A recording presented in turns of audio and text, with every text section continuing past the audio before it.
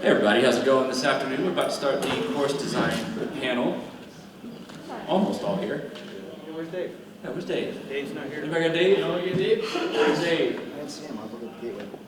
I mean, if the guy's got a top 10 course in the world, he ought to be on this panel, right?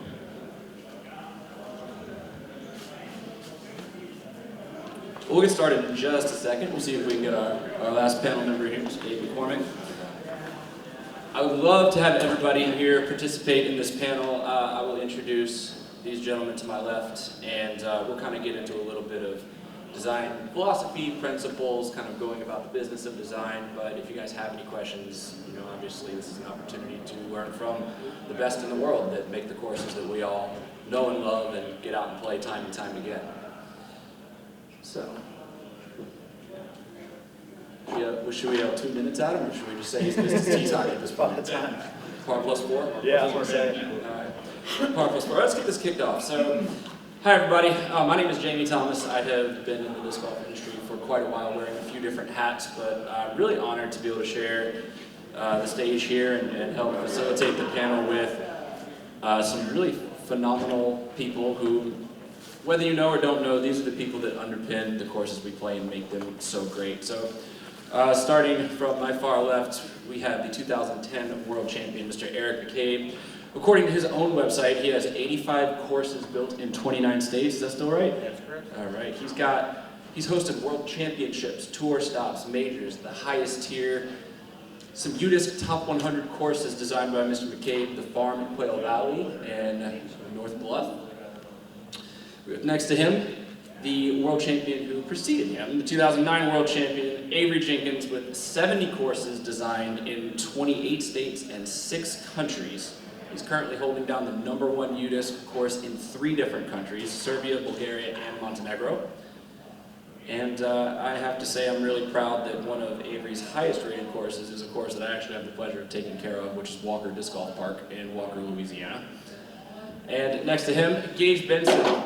As we talked earlier today, drove a UPS truck, started working at Maple Hill. Anybody ever heard of Maple Hill? Heard of it. A couple people, yeah.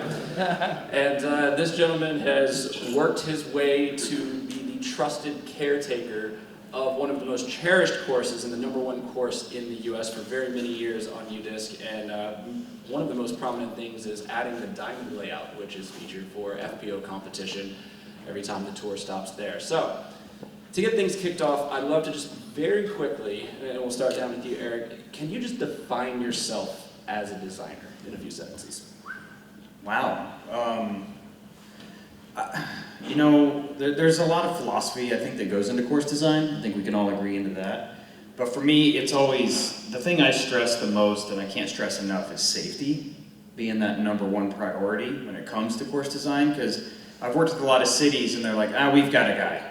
We've got a guy that can do this. And then you go back a few months later and play that course, and you've got crisscrossing fairways, you've got sidewalks, you've got just endless amounts of safety issues. So for me, I think I sometimes will go overboard with safety, where if it's a great hole, sometimes you have to not even consider this hole. You just got to completely wipe that off your list, your bucket list of holes on the courses. So philosophy-wise, I like safety, and I love just having an overall good, fun, quality course. There's something to be said. Everybody wants championship level, I think, and championship level is great. And I've put in some fantastic champion level courses. But some of my favorite courses I've put in have been beginner-friendly 9s. That's just it. Period. That's awesome.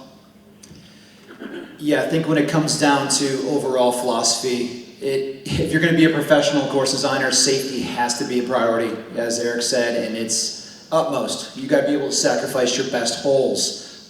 Jamie and I have talked about that many times. If your best hole might have to go if it deems any other hole maybe unsafe. And I think my biggest take-home message when it comes to design, just having the experience, having the expertise, playing a lot of courses, playing a lot of tournaments at a very high level, I think really adds to how I design courses.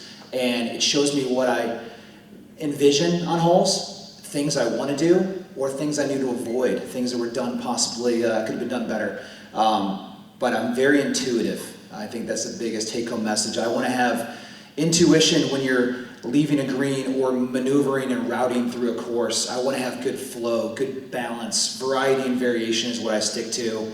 And yeah, there's a lot of great courses out there, but man, the potential was there, and it just wasn't having the proper oversight by a professional to do it, and it could have been spectacular. But I think more now than ever, professional disc golf is cherished, and there comes a certain point to that where people actually do value what that is, and then you're getting these great disc golf pro tours, these majors at these venues because it was professionally designed by the right person with the right oversight. And yeah, there's so much that goes into it. We could be here talking about all day, but philosophy, safety, variety, variation, and intuitive design. I'm gonna have to agree with both of them. Safety is probably the number one key, and flow and variety, as like these two just said. You don't want to play 9 holes where it's all right hand backhands or lefty backhands. Turnover shots, forehands, and just mixing up as best as possible. And I just want to say this, Eric, when I was designing a 9-hole course at Anna Maria, I don't know if I watched the video or read something you did, you talked about safety, and I went back and redesigned a few holes at the Anna Maria College in Massachusetts because I took in safety consideration from Eric McCabe. Let's dive into this a little bit. So safety is something that's come up. When you're out playing other courses, what is something that each of you looks for as something that's foundational, something that just pops into your head when you're out playing something that somebody else has designed? So it gets close to you. Yeah. I gotta say trees. The bigger trees, the most unique trees, that's what stands out to me. And you kind of want to keep those in and not cut down every single tree right away, just because I think that kind of gives a course character, and certain special trees can actually like make a hole or break a hole, I have to say. Yeah, when it comes to safety is utilizing those natural features, those natural aesthetics, utilizing the trees, bushes, drop-offs, rise, and just different undulations of a hole or a course entirely.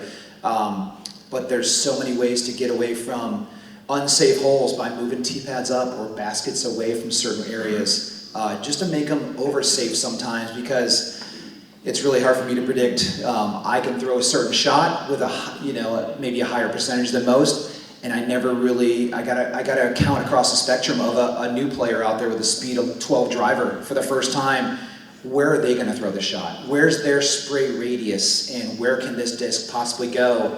And so when you got public parks, parking lots, playgrounds, other things to consider when you're fitting these courses in, sometimes you have to shorten holes and dial things back just to make it overly safe, and use certain variances, certain boundaries and spacing, just to create these buffers between holes to make it ultra safe and really try to anticipate other players out there the first time throwing shots, because we've all seen it, and making sure that it's overly safe even past beyond that.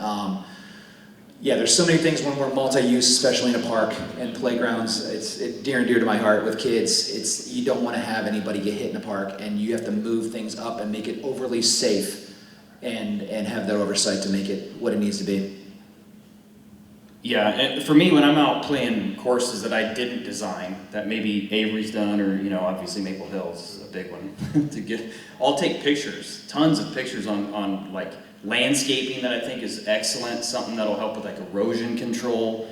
Those kind of things are the things that I want to implement on some of my courses. And I think Gage touched on it a little bit, was like showcasing epic trees on the course. Finding this big massive oak in the middle of the forest that's been there for 100 years that you want more people to see, so you want to put a basket or a tee pad by it. So being able to put a pin in the ground right there, in my phone, a GPS coordinate right in the ground, and just when I'm studying maps later to go back and remember, hey, I want to try to utilize this in some way. How can I make flow work to the advantage of showcasing an epic tree?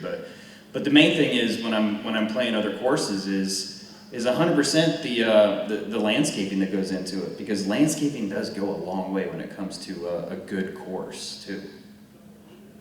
So we've hit on safety, and we've hit on thinking about the different levels of player that are going to play that particular course, landscaping, erosion control.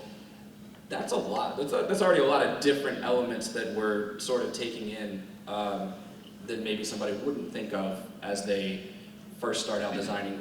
what are some of the things that you think, if we kind of, I know we're painting with a broad brush for a second here, but what are some things that you think are often missed? Maybe if it's not a professional designer or a less experienced person, or maybe that parks guy, you know, we got a guy, they'll do it.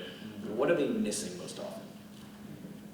I think for me, the biggest thing I see is, I mean, obviously safety is the number one always, but flow is 100% the other one, where I've played a handful of courses where you start on hole 1 right by a parking lot, and then all of a sudden hole 18 or hole 9, depending if it's a 9 or 18 hole course, you're all of a sudden you're 700 yards away from the parking lot, and then, or you got a lot of walks in between, or if it's a tournament course that you're designing, having flow, making sure that you don't have a particular hole where you're going to have flow going great, and then all of a sudden you've got a big backup. There's nothing worse than a big backup on a hole, you know, especially at the higher level, the Pro Tour scene. Disc Golf Pro Tour hates backups because they've got to fill that time with something. So flow is my number one thing that I see on courses.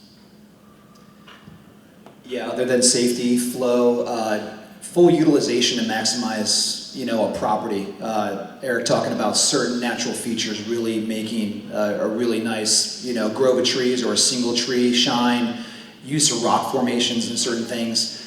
So many courses that I play, you know, I played over 1,825 courses in 50 states, 28 countries, and again, I use it as a learning part, and I, you know, quote unquote, do my research. But so many times it could have been so much better, and there's like 90% of the courses I'll probably never go back to just because they could have been better. And I think flow, navigation, routing, so many redundancies, very monotonous. I feel when you're on a course, it's an experience. It's an experience for the players. And I know when I feel good about a flow and how holes line up, good variety of shot shapes, good variation of distances, redundancies. I can tell when there's too many par 4s that are out and finishing right.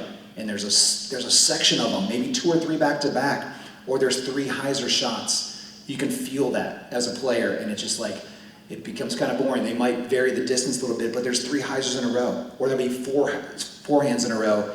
Having that variety of switching back and forth as a designer, you have to be aware of that. And I know when I'm playing certain courses, I can sense it. Played a course yesterday, I would say a majority of the par 4s were out and finishing right. Even the final hole was the same thing. It's like, just being aware of that as a designer. 2 redundancies, what was the hole before, what's the hole after, and being very aware of the succession of holes as they lead into each other. Again, it might be above and beyond the expertise of things, but having a professional that's seen it, done it, and experienced it, I think goes a long way with professional course design. They said a lot, but I would just say, if you're looking to start a new course, start small and work your way up from there. So many people want to build a championship course right off the get-go, and I think you're cutting at least half of your players that are going to play that course, because when they play that course for the first time, if they don't have fun, they're not going to return. So starting small, putting something that's fun, that flows and makes sense is probably where you want to begin, and then building off and growing from there, I think is the best play. Let's stay right there for a moment, and if any of y'all were here for the UDisc panel earlier, which is a fantastic panel, they talked a lot about how 9-hole course development is outpacing 18-hole course development. Talk about that a little bit, and starting smaller, kind of picking that audience of people that may want to start at that 9-hole, and how important that is. I mean, I think as disc golfers, we all want to play the biggest, baddest courses ever, right? We're here buying discs and buying shirts. We're really on the inside. But when we have so many new people in the game, especially since 2020, how do we think about that when designing for this new crop of player?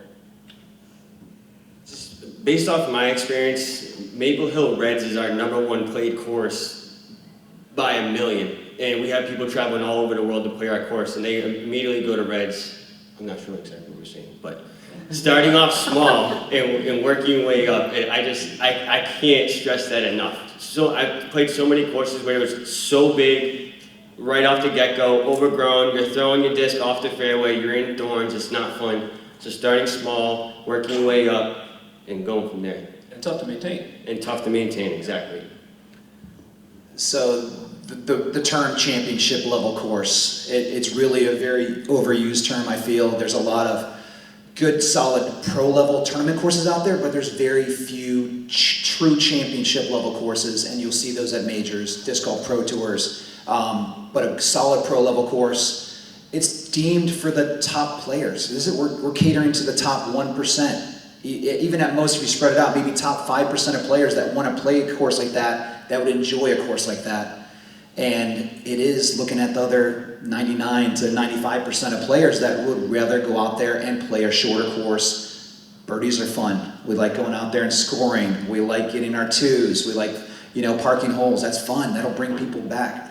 These shorter level, shorter courses, that's what we're catering to, the recreational grassroots level. I have 2 18-hole courses on our ranch in Oklahoma, and like Gage said, the shorter layout, it's 10-1. Our shorter layout on our island course is played 10 times more than our longer layout for the reason people like to have fun, they like to knock down birdies, and that's where we need to stay. So for every course that goes aground for pro level, tournament level kind of course, there needs to be another 15, 20, shorter, smaller, recreational courses that'll kind of balance that out, because we're trying to grow that grassroots level of players and those beginners that really try to expose and access the sport. Yeah, not to be a broken record, but I get all the UDisc stats for Emporia, the courses that are in Emporia, and our most popular course is Hammond. Little 9-hole pitch and putt course right across from the college.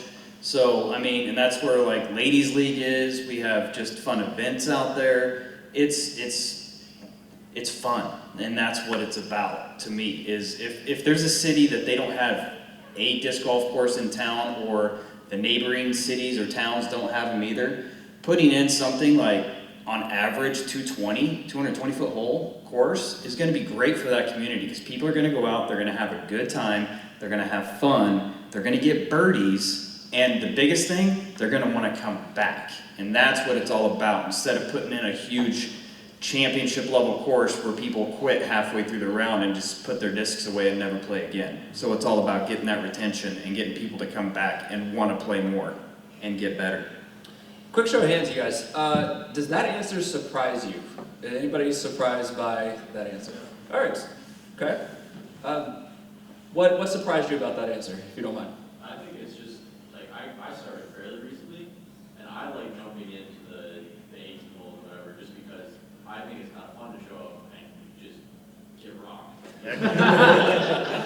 Score plus money plus 5, and then it's like you see this massive range of room for improvement. So I guess it's just like, in my head, that's what I like. So I didn't even consider that, something for What a response, though, to say, just go out there and get rocked. I was going to say, tournament level courses like that, at the high level, a top 100 course in the world, there's no doubt I'm going out there and playing the longs. But as an avid course collector, I love going through towns and picking off the smaller courses, easy to play courses. Jump out of your car and play a course in 20 minutes. Those are fun to me, but a well-designed medium course is kind of where I'm at as far as playability, but I'm on your pace as well. I do like a harder, more challenging course, and we played one yesterday at Hideaway, just out east of Dallas, so it was a lot of fun. Yeah, for sure. Just real quick, I love that too. I love going out and getting beat up by the course as well, and I think a lot of it depends on what you want as a player too. If you want to get better, playing those more challenging courses is 100% going to make you a better player, but that's not necessarily for everybody either. But I can also, I spent a week in Florida with Avery at a trade show in RPA, and I hadn't played so that much golf in my life, I think. We just course collected everything we possibly could. That was a light week. Yeah, and it was a light week for this guy. But, we went to Olympus first and played longs out there, but then the next day we hit up like 3 9-holers with Greg Hosfeld and just banged through them. And, I think it's more about what you want out of a player. If you inspire to be a top professional player, you're going to want to play those more challenging courses. But if you're just a family wanting to go out and have some fun, you're definitely looking for those 9-holers. Yeah, I can't verify. If you hang out with Avery Jenkins for a weekend, you're going to play about 10 to 12 courses. That's just how it goes. It's terrible. It's raining today. That kind of held me back a little bit. Tomorrow's gonna be a bigger day though.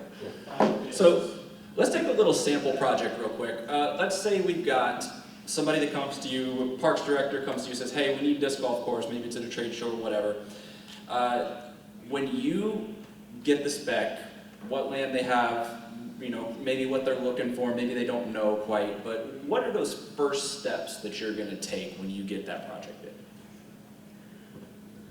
For me, it's I mean, looking at maps, obviously, and getting the lay of the land and knowing what part of the country or world that we're in. Like if you're out, you know, back home, you're not gonna have a lot of trees to deal with. So you're gonna have a lot of wind to deal with. So you got that to deal with. But if you're out on the East Coast, there's gonna be a lot of trees. So like, you know, a 20-acre parcel in the East is a lot different than being able to put in a course somewhere out in Kansas on a 20-acre parcel, right? Because you have so much more room to work with in the woods, getting in those trees. So for me, I have to be on property. I have to get out there, walk the property, and I love walking it with the city and, you know, making sure you know the boundaries, like, hey, where can I and where can't I go? Because that's that number one thing. Because there's nothing worse than designing a course and then presenting it to the city and then being like, oh, by the way, you can't be over here, you know?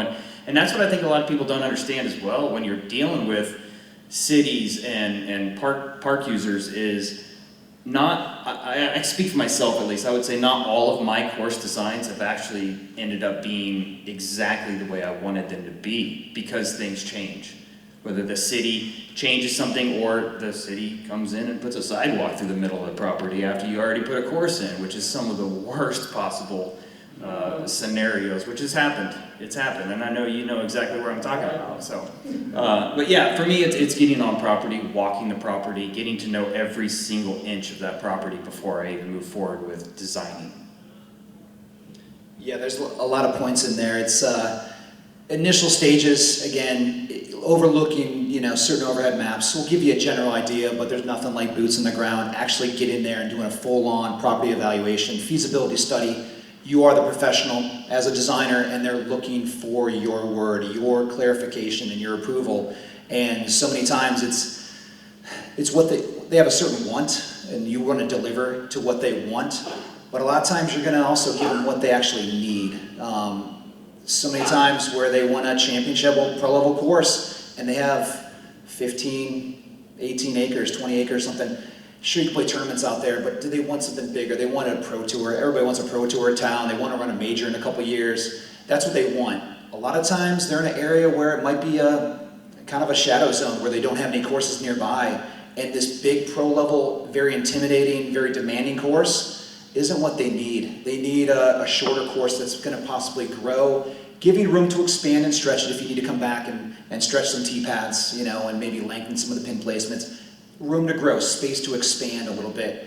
But so many times it's really trying to deliver on what they actually need and not what they want. And there's so many ways to go about it. But evaluating, boots in the ground, checking out the undulations, the topography, the roll of the hills, the uphill, the downhill, the woods, the open. Just, there's so many cool, beautiful, you know, areas and parts of this world. You know, I know Eric's designed coast to coast, and you see so many different areas, northeast to the northwest to the southwest in the desert, and just different environments. And you got to be a well-versed designer to be able to deliver on these expectations of the customer and the end of the client, but also in the end deliver for the local players. That's why I go out and do my research, travel around and play the local courses because I want to see what they're used to, what they normally play, and then you try to deliver something maybe a little more superior than that if you can. But you know, in certain areas it's always going to have that same kind of feel, depending on what region of the U.S. you're in.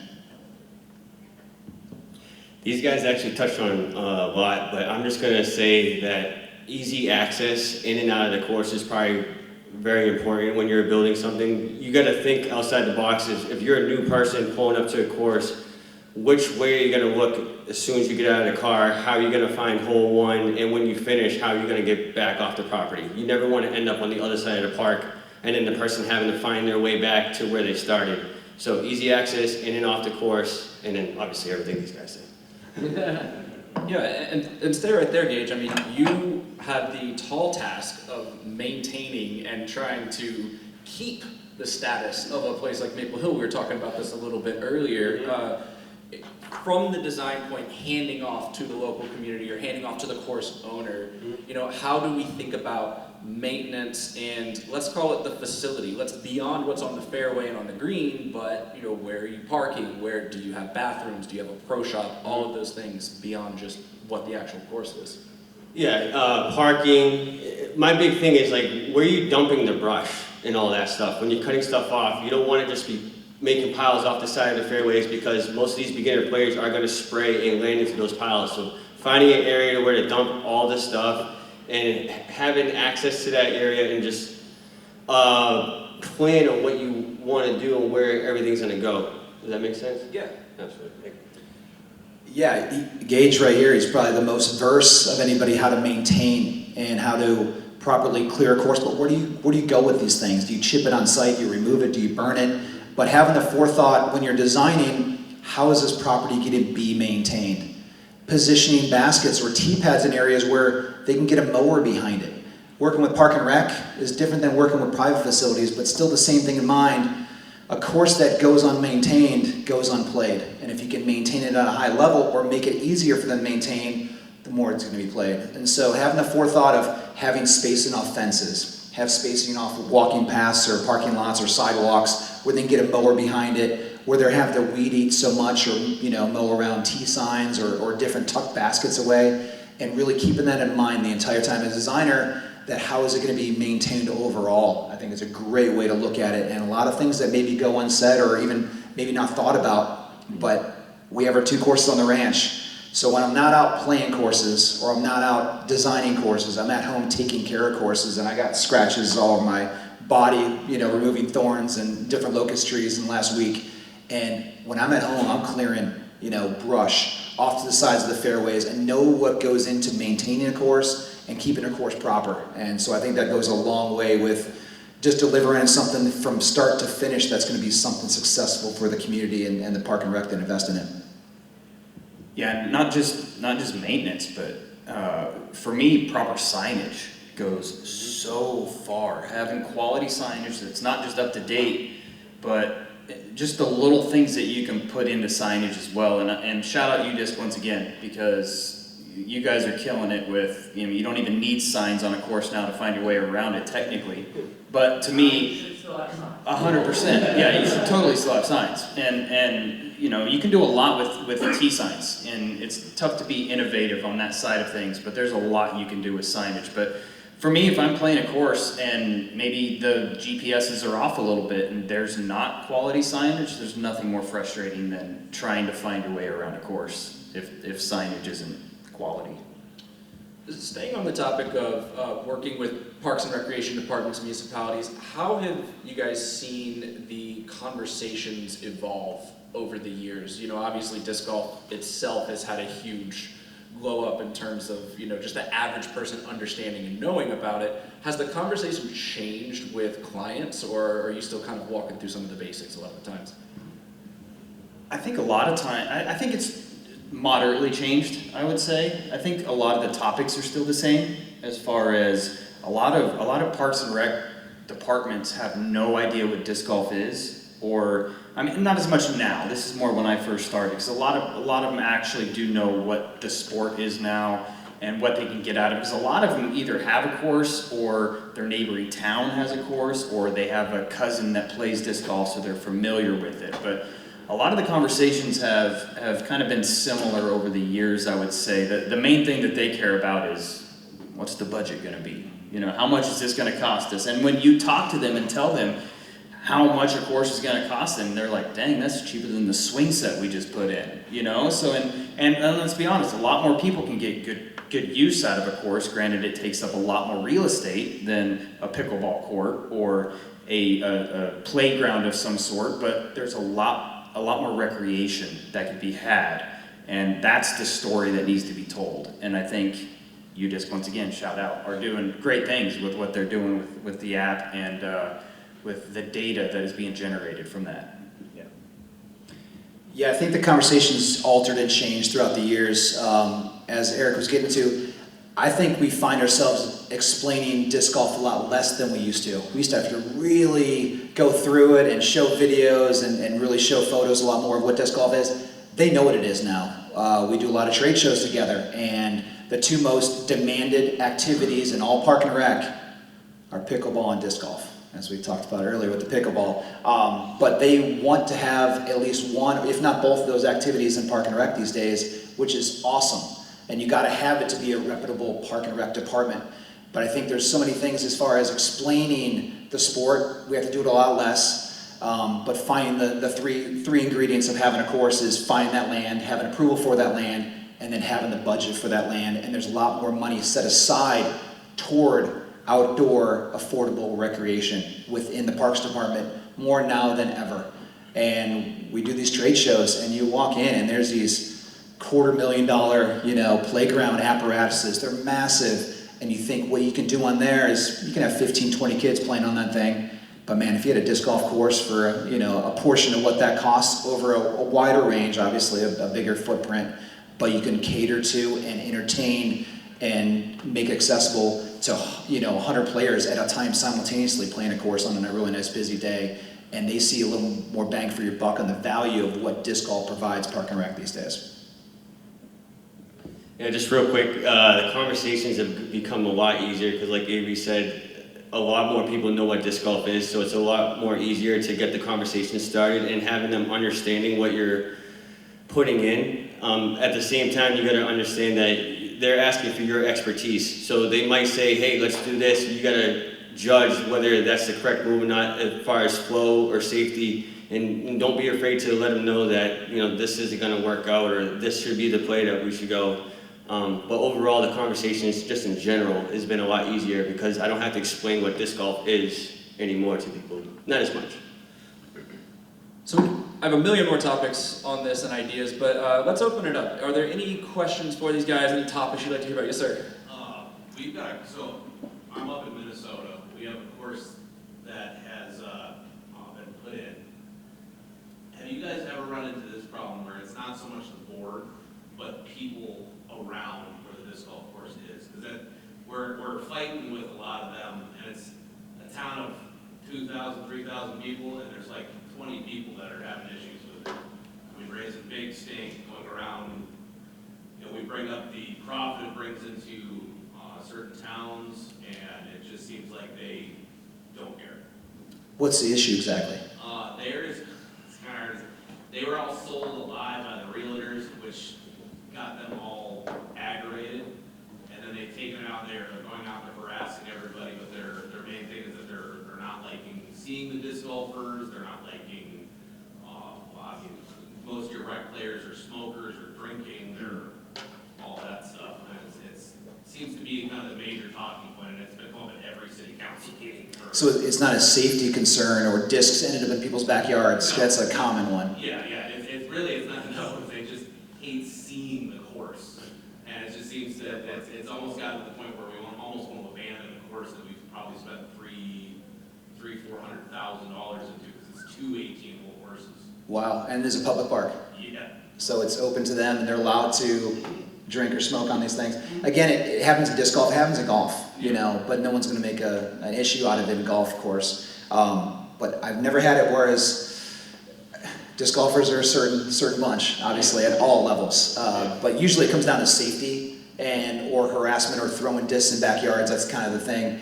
As far as our appearance or activity other than disc golf, I've heard of banging, hitting chains and being too loud and causing that kind of racket as being maybe a nuisance, but not few and far between. We usually fight it that way.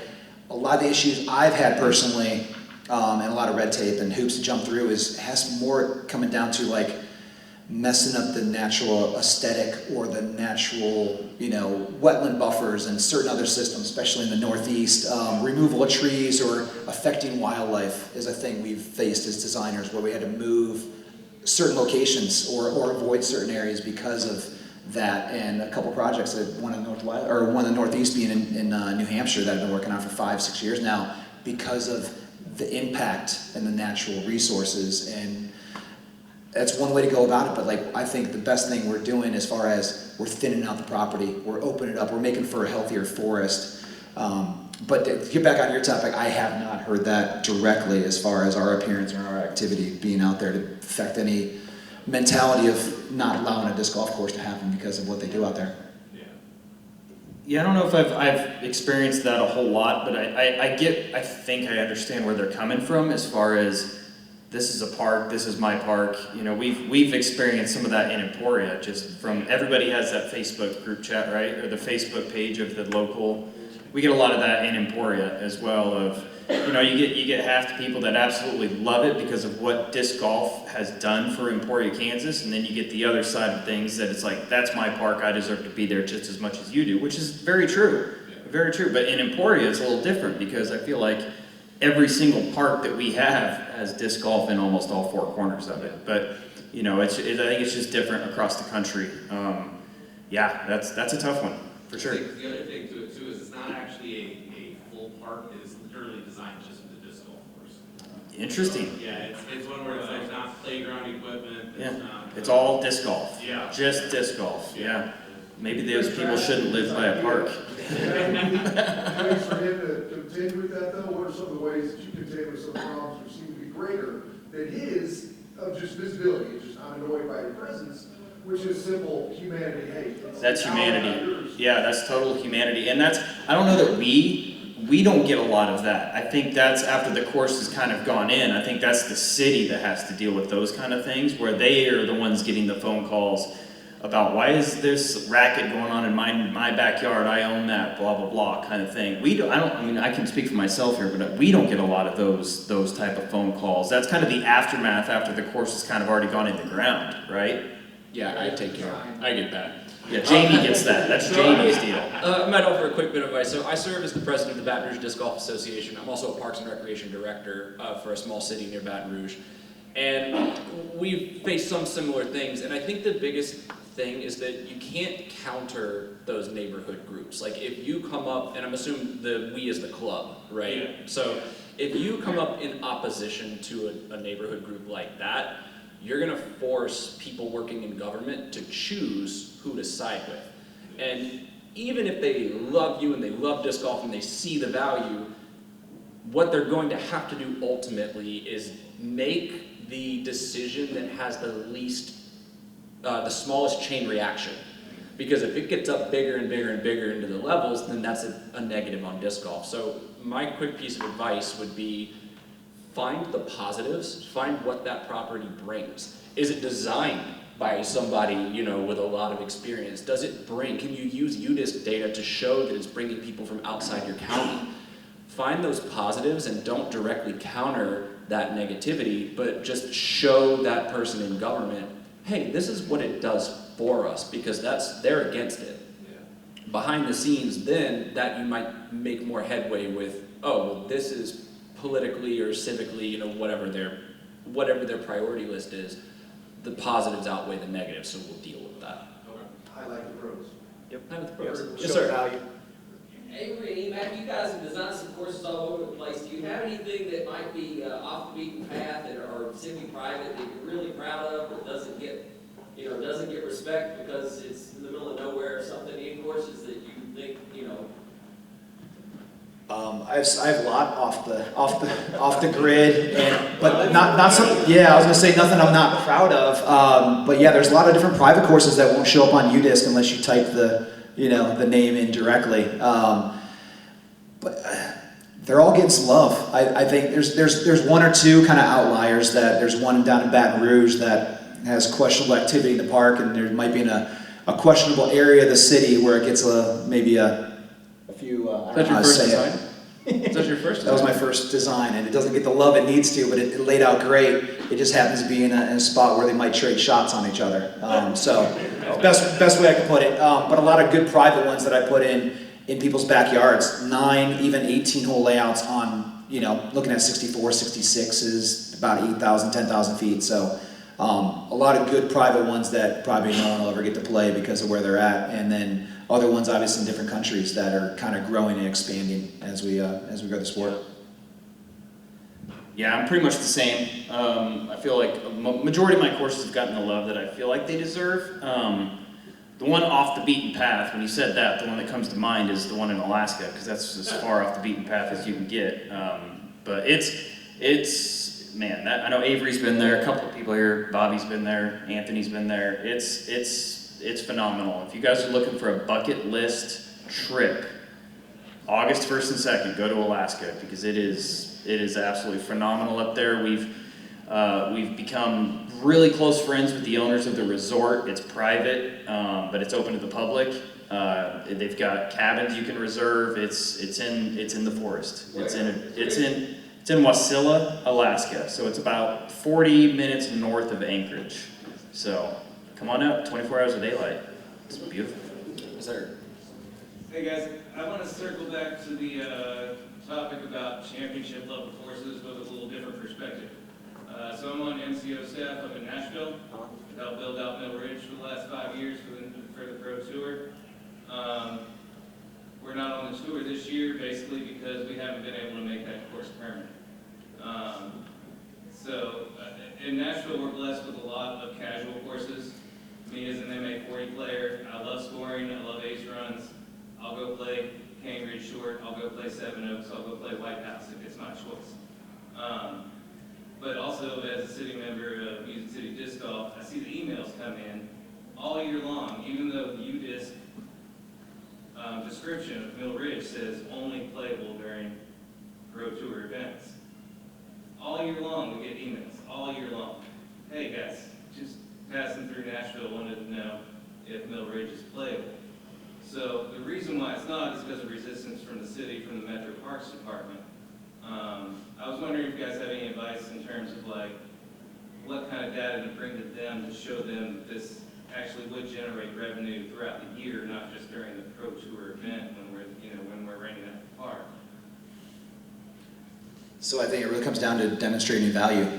Taking those numbers, taking those rounds, knowing what it would provide. That remind me, it is a par 72, Sean Sinclair design? Yes, it is Sean Sinclair's design. I think it's par 72. I forget. Yeah, I think it's a true 72, trying to very, very much be similar to golf with the 2 par 3s, 2 par 5s per 9. And yeah, again, at that level, if you kept it in and just had a permanent 72 at all times, you would get people to play it. You would definitely, again, Pro Tour courses, drawing tourism, and people that want to play what they saw on TV. But also having a shorter layout within that, I think, would be your best demonstrating value as well. Talk of retrofitting a shorter layout to it that allows the hands to come out there and play it. But again, a lot of it comes down to just resistance from the Metro Parks Department in terms of like the property the course is on is Metro Parks Department, but it's not a maintained park. We're talking $5,000 a month worth of mowing and weeding and stuff like that, and they're just not willing to make that kind of commitment right now unless we can show them the data that says this brings in tourism. Because golf is not there right now. It doesn't coexist. It's just strictly parkland. That would be tough to offset $5,000 a month, depending on what you're charging for greens fees and how many players you're getting out there on a monthly basis. That would be really hard to offset unless they are seeing the value of, hey, let's maintain this, mow this within our budget, and then we can keep people out here. But that's a tough one. But I think demonstrating the value and using the UDIS numbers and stats is like your best ammo to go in there and have these kind of things, but also prove within the whole metro of how many courses and how many players are playing, how many players in your club, showing the league, running events, what are you capping out at 120 per weekend kind of thing, and really show that there is enough players to sustain and hold this course on a monthly basis and keep it permanent throughout the year. Are they opposed to you doing more than just one tournament there a year? Like, is there something that you guys could do as like a fundraiser type of an event to set up the course and allow more people to come out there just to show the numbers that way?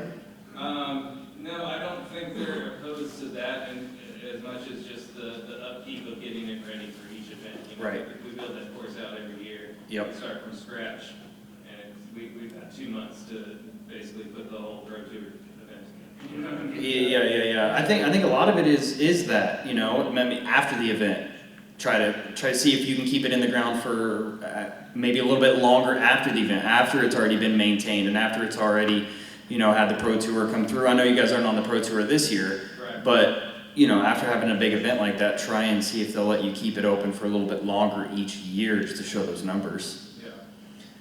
$5,000 a month to maintain it. Yeah. I mean, Seems steep. It's a pretty sprawling property, man. But also you're not mowing it like a golf course. You're mowing it like a disc golf course. There's a lot of areas I would think that you maybe don't need to maintain or mow because we do take up a more narrower path a lot of times where you don't have to mow down an entire golf par 5, but maybe narrow and pick your spots, and maybe that could limit things, but. For sure, I mean, I can see that. I mean, my number again is thinking of getting ready for the Music City Open, so I'm thinking of mowing the entire property. It's pretty when it is, yeah. Parking and everything else, you know what I mean? So there's probably ways to trim that down, but that's just the number I have. Yeah, I think having a shorter layout though, and maybe have that as like maybe the pitch or the proposal conceptually, if we have a shorter layout and keep that permanent, maybe it expands the conversation later to maybe having those longer layouts. I appreciate that. Yeah. I appreciate that. Thank you. I have 3 quick tips from you again from the Parks Director perspective. 1, find out what the Metro Parks find out their touch point. What moves them most and what's their biggest pain point, and phrase the argument around that. 2nd, use the UDIS dashboard. Show all the other courses around there. They have this wonderful tool that shows how far people are coming on average, like what's their distance to the course, right? Okay, So on that metric yet. Yeah, the course I take care of in Walker, 80+% of our rounds are from less than 10 miles away. It's a hyper-local course. If you can prove that, hey, we have a great scene here that's drawing local, and I'm getting requests from far away, okay, maybe it's a tourism dollars argument. And then I think Eric hit on a great point that maybe it's pop-up events. Maybe it's not go straight from one Pro Tour event to a year-round, but okay, we're gonna have twice a year quarterly pop-up events. We're gonna do a small maintenance for small test cases. We're gonna put the word out regionally and see if we can draw people from greater miles away, and then all of a sudden you have a complement to what you already have in the area. That's Any other? amazing. Thank you guys. Absolutely. I got one for you guys. And also thank you for all the shout outs, but you guys are doing amazing work for yourselves and all that stuff. We're talking about all the growth, right, of disc golf and everything, getting more courses in. You guys are only 3 people, and safety and the expertise of design is incredible. You can't be everywhere at once, right? So how are you guys managing maybe disseminating your expertise in a way that is scalable and we can keep growing this way to where there are at least good designers in places where you can be where people, if you can't get there, right? Like I'm curious how you guys think about that and just making sure that no matter where you are or aren't, there is some way to get good, safe design philosophy out there instead of just the random, hey, I got this guy, you know what I mean? Yeah, I think we're moving to that area. Professional course design has been around for decades, but it's been, a select few. We look at, our Tom Monroe's, our Steady Eds, Harold Duvall was designing a lot of courses, and John Houck's been around for a long time. We're kind of the newer age, maybe, in the last 10, 15 years that we've been designing, but I think it's hard to really sign off on it unless you're overseeing it. I'm very OCD. I'm very critical when it comes to courses, and I want to make sure it's done right. If it's worth doing right, and I want to be there to oversee it. A big pitch when I do my projects is I want to be there on hand when they even do the install. It's really hard to even trust Park and Rec they're going to do it right. I want to be there and make sure the T-pads are facing the right direction, make sure the baskets are upright and proper.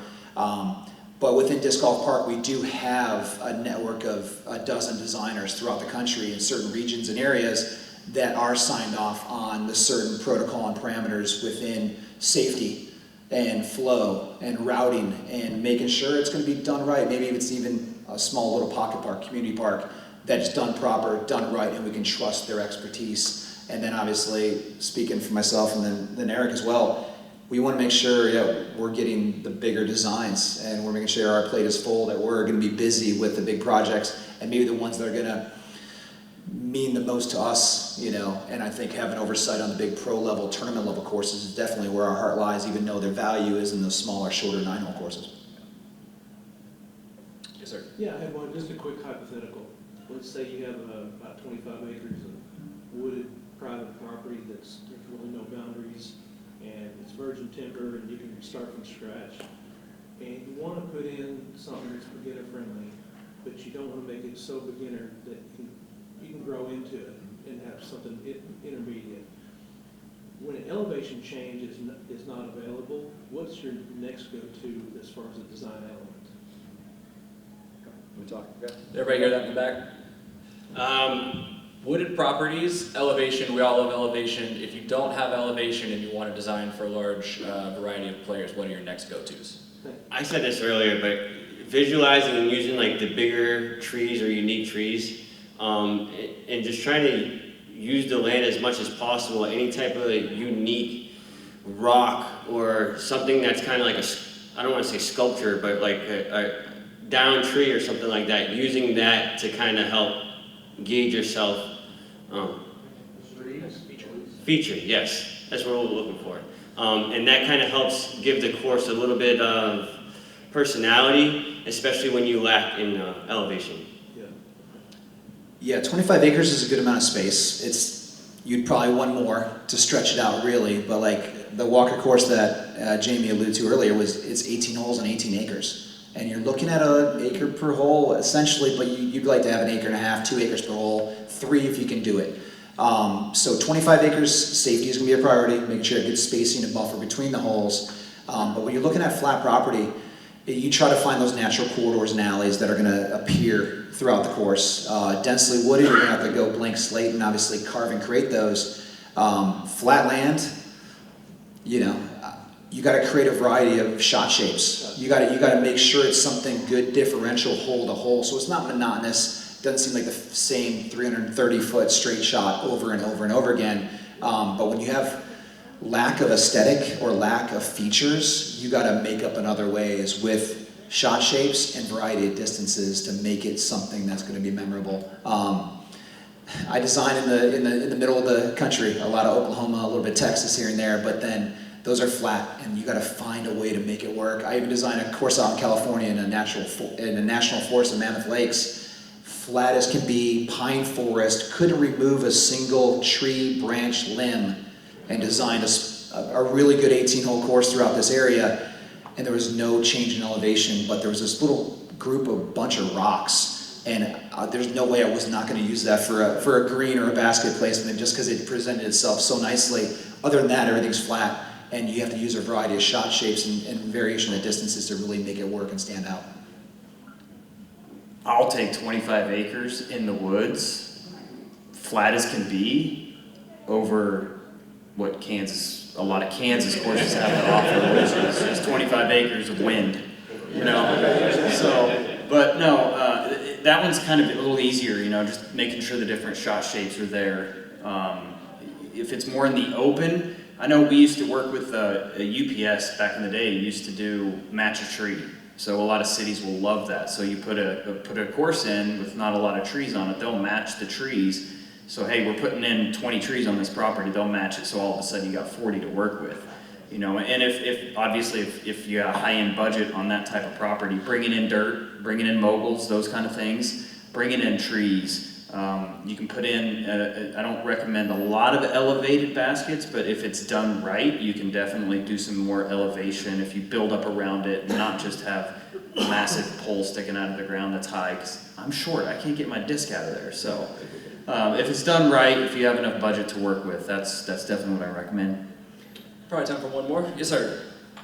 Have you guys ever come to a situation where you've installed a course and then over time the clubs or the city or whoever has altered it enough to where you really don't want your name on it anymore? Got one? Yeah, the one we talked about earlier. Yeah, I definitely have one of those. And that one was very disappointing for me because it's such an epic piece of property. And when I first met with the city, they're like, hey, don't worry about the budget. If we need to put a bridge in, we're going to put a bridge in. So I designed this fantastic course. It was on an old El Dorado, Kansas. Okay. It was, it was on an old executive golf course. And they said, if you need to put a bridge in across this ditch, we're going to do that. So I designed the course to make it to where it's perfect for that, and and they came back and said, well, we're not going to put a bridge in now, so we gotta rethink this. So I redesigned it, and I did it the best that I could to the layout, the property, and they kind of let things overgrow. The one I mentioned, they put a sidewalk right down the middle of everything, and I'm just like, guys, we got to do better. I've gone as far as a course up in Piasta, Iowa that I put in, a little 9-holer up there. and they wanted a walking trail. And I said, can I do the walking trail? They let me design their walking trail through the park, so I can know where areas to avoid. You know, if there's a blind section, let's avoid that area for the disc golf course, right? So that's the nice part. And they actually just had me come back out because they ended up putting the trail in, and they had to tweak it a little bit to where it's a little different than what we initially talked about. But they brought me back to redesign a handful of holes out there, so to make sure that it's safety being that number one priority. We were talking about a course that you maybe don't want your name on it. I'm proud of every course I've done, but with the courses, it's actually the closest of my designs to this facility right here. It's in Rowlett, east side of Dallas, and that's kind of going back to trusting Park and Rec of installing it correctly. Everything was marked. I'm very particular on spacing off certain areas. And when I went out to play it, I had a National Park and Rec Convention trade show in Dallas a couple years back. Took some colleagues out there to play it because I was going to play it for the first time. I was really proud of it. And we went out there, and tee pads were facing the wrong direction, just a little bit off. I'm very critical on things. But then baskets right up on the edges of cedar trees. Like, for those who know cedar, worst disc golf tree there is a cedar tree. And they're right up on the edges of cedar trees, not in the middle area, perfectly surrounded symmetrically. And that one bugs me to this bit, and I want to go back and redesign it and give it another chance or another lease on life, if you will. But yeah, I want to work with them, and you just really never know as a designer or a player going into play design what restrictions were in place. Like, you can be very critical and judge a design based on, wow, that could have been so much better because of this, but you didn't know that he was promised a bridge and didn't get a bridge. And then I go out there and play it, I'm like, I expected certain things off of Eric McCabe design, and he had certain restrictions and certain things promised to him that, when put in play, would have been fantastic. And you're at the beck, will, and call of Park and Rec a lot of times, and it's a tough gig, but knowing what they want, what they need, and working with them every step of the process. Awesome. One more quick one, and then we go One out. more for you, Jamie. As a government employee, and complete beginner, I have no idea. I'm a builder, so I can see cut and carved lines. But what are you looking for as far as the numbers that these guys create and the stats that we can utilize? What are you looking for as far as the health and numbers of boots of utilizing parts? But where does that come if we bring something to you? I think the most important thing, and it's going to sound like a cop-out answer, but it's hyper-local. Your circumstances with your local community. Are you a community that doesn't have disc golf courses? Like these guys are saying, you don't want a championship course. You need to plant the seeds of a community that's going to play a shorter, accessible course. It's easier to sell too. It's a lot easier to sell. And like Avery and Eric are alluding to right now, if a designer comes in and sells you a great course initially, but then in 6 months we can't maintain it because, okay, I don't have that kind of equipment or I don't have that kind of expertise on my staff, then it wasn't a good partnership. And it's got to be a match, and you have to have a good relationship with your designer, both before, during, and after. You got to be upfront with what your restrictions are. What can you spend? What can't you do? And then you have to be, I think a third thing that maybe didn't get talked about, we could if we had more time, is the local community that already exists. Because ultimately, when you build and design a course, you're turning it over to that community. And that club, that organizing club, or that select group of volunteers, they're gonna have to do work parties. They're gonna have to prep it for tournaments. So it's almost all three of those entities working together and making sure that the goal, the common goal, this is for the local people, or this is to bring tourism dollars in, or this is to attract the pro tour. What's the goal? Who's on the team? How do we all work together and make sure we're marching in the same direction? Awesome, thank you. Yeah, beautiful answer.